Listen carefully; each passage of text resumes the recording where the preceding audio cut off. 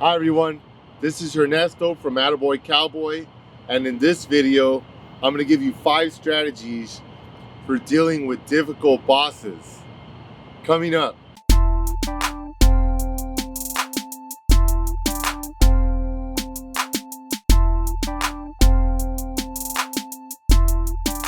Hi everyone, today I'm talking to you from downtown Los Angeles. I got up nice and early today. I want to share this beautiful view with you. And I actually used to work in one of those skyscrapers down there for a few years. And I had a very interesting experience about 20 years ago. And it really helped me a lot professionally. And I wanted to share it with you because someone asked me a question about how to deal with difficult people and bosses in the workplace. So I'm going to share some of these experiences with you, and I'm going to give you 5 strategies on how to deal with it. The first strategy that I came across was free weight therapy. It's called free weight therapy. I had a boss that was about 20 years older than me, and she would invite me out to go out on dates a lot. She would invite me out salsa dancing. I wasn't interested in her. I didn't want to go out with her. And because I didn't want to, she made my life pretty difficult. One of her strategies was to use free weight therapy on me. Now, I was a therapist. I still am a therapist. And my job site was about 5 minutes from my house. Now, if you live in LA or you know about LA, we have some of the worst traffic in the country. So a 5-minute drive was awesome. In that area, there were about 50 therapists. And in my company, there were about 200 therapists. Only 4 of us spoke Spanish. I was one of them. In that area, it was 100% Hispanic, so it was where I should be because I could communicate well with the parents and the students and kids and everybody else I had to deal with. Now, when I got on her bad side, she gave me some free weight therapy. She gave me a job about an hour and a half from my house. Now, that really sucked.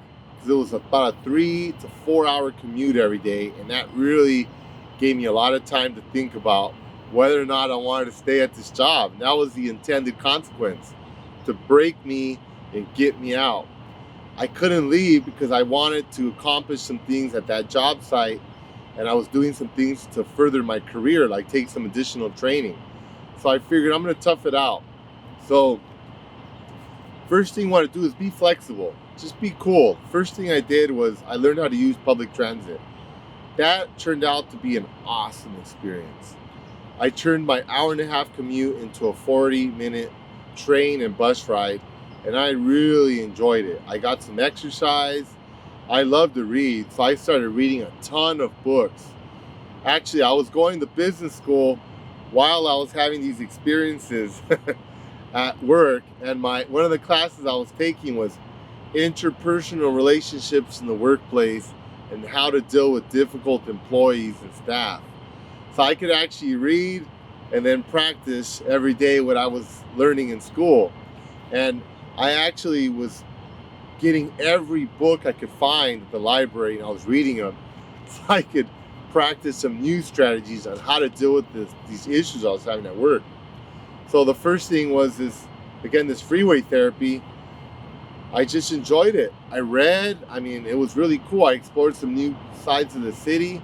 And my boss used to come out and ask me all the time, hey, how's the commute? In the beginning, I was like, oh man, it's horrible. It's so stressful. And I would see her get really happy. And I thought, wow, why is she getting happy? Well, she wanted to stress me out. So I realized that I started telling her, hey, I'm really enjoying it. I'm reading all these books. And that probably wasn't a very good idea either. I should have probably just let her believe I wasn't enjoying it. But once I started telling her that, she moved me to an even further place. It was like 2 hours away. This place was even difficult to get to on buses. But, again, it just gave me more time to read and to study for my school. So now I had about 4 hours a day to study and to read books. And I really like reading, so it wasn't a big deal. So I just learned to enjoy the experience. And, if you've ever taken public transit, it's way better than driving a car. Sitting in a car for an hour and a half is way stressful. Sitting on a bus or train is, wow, really nice. It's nice to have time to yourself to relax and just think about your life. I met some really interesting people on my commutes, that I would see every day, and it was cool because I got to hang out with them and do activities even on weekends, and I made lifelong friends. So it was a nice experience. The second strategy they used was icing. Now this was one of the worst strategies I had to deal with, and I actually remember reading an autobiography of someone named Carly Fiorni. She was the CEO for Hewlett Packard. She actually ran for governor here in California, and she made that strategy notorious. That's what my boss used to do to me. She used to call me in and tell me to be there for a meeting like at 10 in the morning, and then not call me into the actual meeting till like 4 o'clock. So I would sit there for like 6 hours just waiting the whole day. And actually Carly Fiorni, she used to call in employees like 3 days before and make them sit there from 9 to 5, 9 to 5, 9 to 5. And then at the end of the 2-3 days, she called them in for the meeting, and they said the employees and some of them were trembling. They were already crying from the psychological abuse. As soon as they walk in, say, "You're fired, get out of here." And there were a couple of big security guards there waiting. They grab you and they take you out. And as some of you may know, in tech companies, they don't want you to go and install viruses or malware or do something bad or steal trade secrets. So they actually walk you to your desk with a box, and they give you like 5 minutes to pack some stuff, and you got to get off the property. They actually walk you off. They take your IDs, everything. It's really brutal. So a lot of these people filed lawsuits against her, and they won, and they coined this term called icing. I realized my boss was icing me.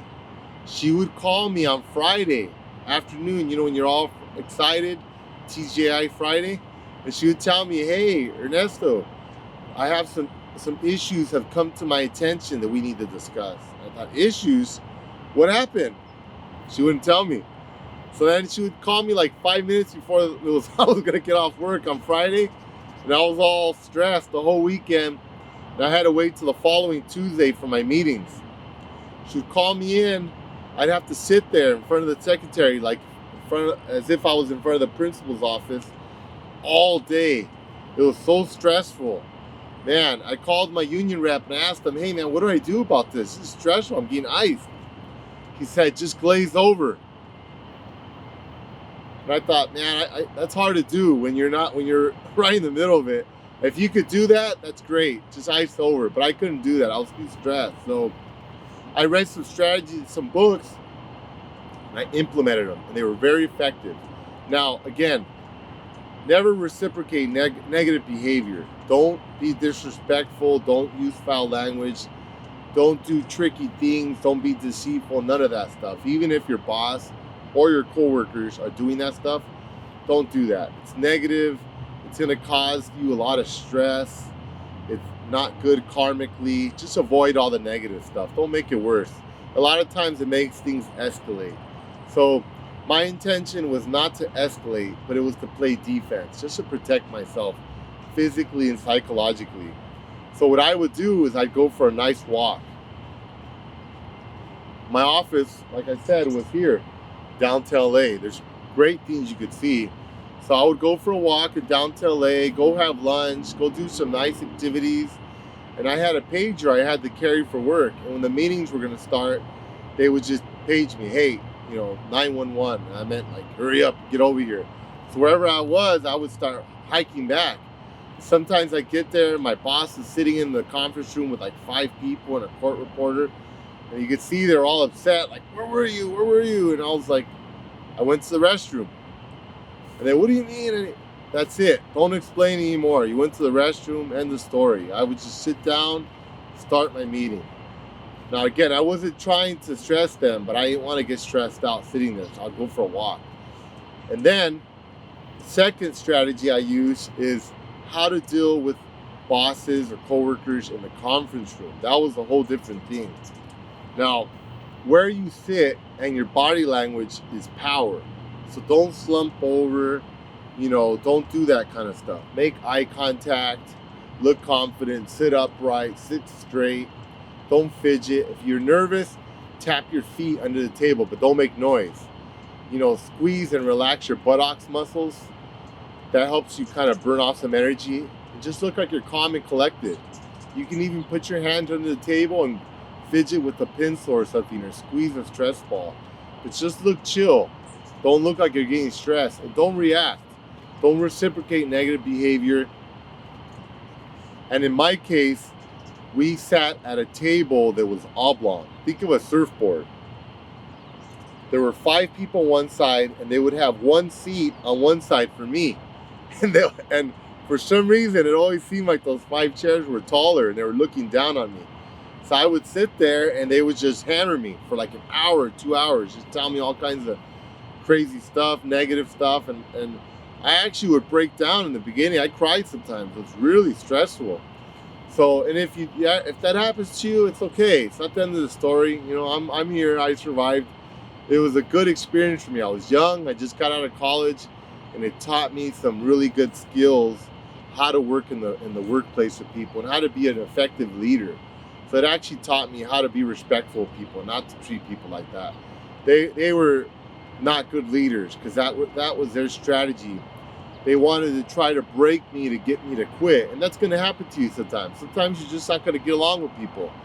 In my case, I just didn't want to go dancing with my boss, and I didn't have to go dancing with her, but I needed to stick around because I needed to accomplish my career achievements and my goals. So I just had to suck it up.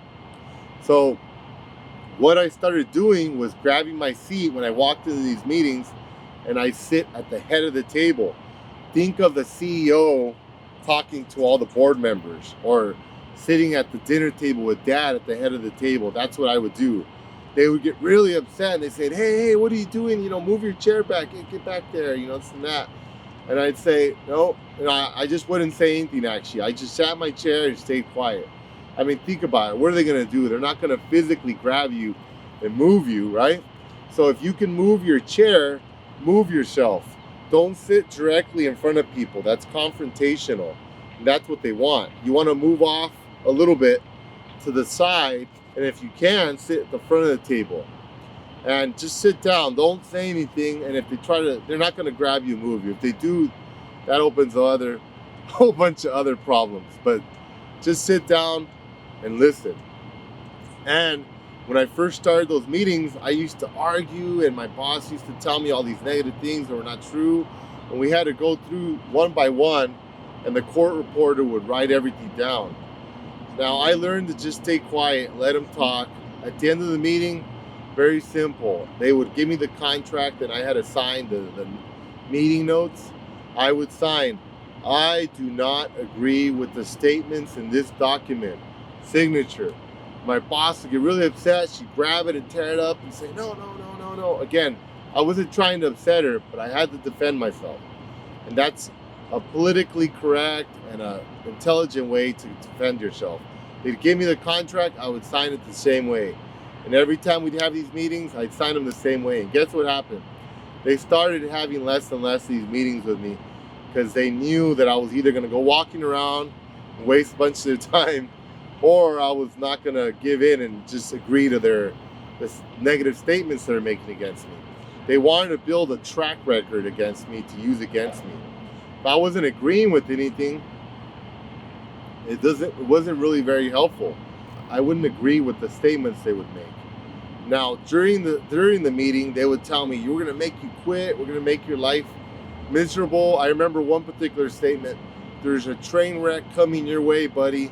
And if you don't quit, we're going to get you. And we're going to get your license. And we're going to do this. All this stuff. And of course, when they're saying all that stuff, the court reporter lady would stop typing. All that stuff is what they call below the waist comments. The things that she would write down were the above the waist comments. Now, it's going to happen. You know, there's nothing you can do about it. You can't do anything because you don't really have a witness there that's going to corroborate your story. So, and they know that. So it's okay. Just be cool. Just ignore it. Don't react to it. I remember I just used to stare out the window and look at the beautiful view, and just kind of think about stuff. Try to daydream. Try to think about things I had to do later in the day. And then on those weekends when she would call me, just try to chill out. Take good care of yourself. Just be relaxed. Go do some activities with friends. Have some fun. Don't sit there all weekend, you know, from Friday to Tuesday, just kind of thinking about, what are they going to do to me? There's nothing you can do about it. So don't stress. You're not going to change anything. And if you get stressed, you're not going to respond very well. So just try to be cool. Okay. So that was the second strategy. The third strategy that I learned is how to deal with rules. Now, what they started doing is they started making these really rigid rules for me that I knew I couldn't reach, and these work requirements that I couldn't reach. Specifically, they would make the bar really high so I couldn't achieve it, and I would stress out trying to reach them. So I was trying to make my boss happy. I thought, man, maybe if I just do everything she tells me, she'll just leave me alone. It's not going to work. Sometimes it might. If you're actually having performance issues, then that's a good strategy. Just do what they tell you and do your work. But that wasn't my issue. I just didn't want to go out with her. So she was setting these really high bars for me to reach and making all these rules. I remember I had like 20 locations around the city I had to drive to. She would drive there and wait for me. And when I would walk into the clinic at 7:29, she was there waiting. I started at 7:30, I remember. And if I wasn't there, I was always on time anyway, so it didn't matter.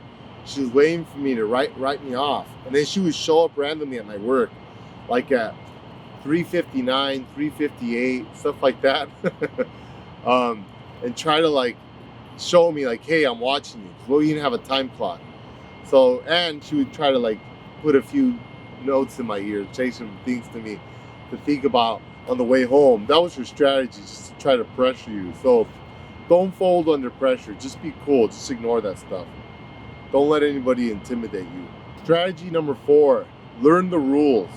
Learn the rules of the engagement. Wherever you work, learn your workplace rules, learn your state, your federal laws, all that kind of stuff. Just kind of make sure that you're cool, that you're staying within them. One of the things my boss would do is she would set traps for me. She started getting really desperate because it took 3 years for me to finally leave this place. I had to deal with this for 3 years. I had meetings sometimes twice a week. And I really needed to learn how to engage and what I needed to do. So learn all the rules. I need to learn all the union rules because I worked for a union. And all these different things helped me because they helped me make sure that I was conducting myself appropriately. Because they would present me with all these challenges and they would try to set me up in these traps. They try to make me do things that I wasn't supposed to be doing, so I could get in trouble and they can write me up. So once I started learning the rules and they would ask me to do certain things and sign documents or do things that I wasn't supposed to be doing, I knew I could say, hey, you know what? I'm not supposed to be doing that. I'm not going to do that. I would just say no. And if they insisted, I'd say, okay, well, give it to me in writing. So that way I could say, if I got in trouble, hey, look, I did this, but here, my boss told me to do this. So talk to her, because otherwise what she would do is she would tell me to do things. I would do them. I'd get in trouble and I'd say, hey, Rosario told me to do this. And they'd ask her, hey, did you tell him that? She said, no, I never said that. He's lying. I thought, oh my God, so stressful. Like, I did what you told me. I never told you that. What can I do? So just get it in writing if it's stuff that you're not sure about. Know the rules. Rule number 5, again, be cool and know when to quit. Now, you don't want to have sustained psychological and physical damage from dealing with difficult people, difficult bosses. Sometimes it's okay to change places. I ended up leaving after 3 years after I did everything I needed that boss, and believe me, it was the best thing I ever did. That place started downsizing big time. They got big pay cuts, everything. I actually left a sinking ship. I left at the right time. And ever since then, I've gotten better and better jobs. And every time I run into a situation where I worked with people that we don't necessarily get along very well, and again, remember, that's going to happen sometimes. You can agree to disagree with people. You don't have to be uncivil. Be civilized. Be cool. Just know, hey, you know what? We're just different people. It's kind of like let's just say you don't like our president we have right now, Donald Trump. Not everybody agrees with him. Some people obviously do agree with him. He got elected. So we all have to live with them. He's our president. Just learn to deal with them. Don't let it stress you out and let it cause you like harm psychologically or anything like that. Just live your life and do the best you can and know that, in a few years we're going to have a different president. And that's it. It's the same thing at work. Your work is your work. You can enjoy your work, get the professional satisfaction out of it, get all the things you need out of it, but don't let yourself get free weight therapy, get iced, or some of these other notorious strategies that bosses or coworkers use against you. And just take good care of yourself. And when it's time to go get another job. Have confidence in yourself that you can do better, and you will do better. You don't need to stay in a situation that's toxic for you. That's not cool. It's going to cause you a lot of damage. It's going to lower your life expectancy. It's going to lower your overall quality of life. Remember, you're here to be happy and have fun. So don't let yourself get overworked or stressed out at work. If you have to bail, just bail. Start over somewhere else. Thank you again for listening. And again, this is Attaboy Cowboy from downtown Los Angeles. If you haven't already, please subscribe to our channel. Thank you.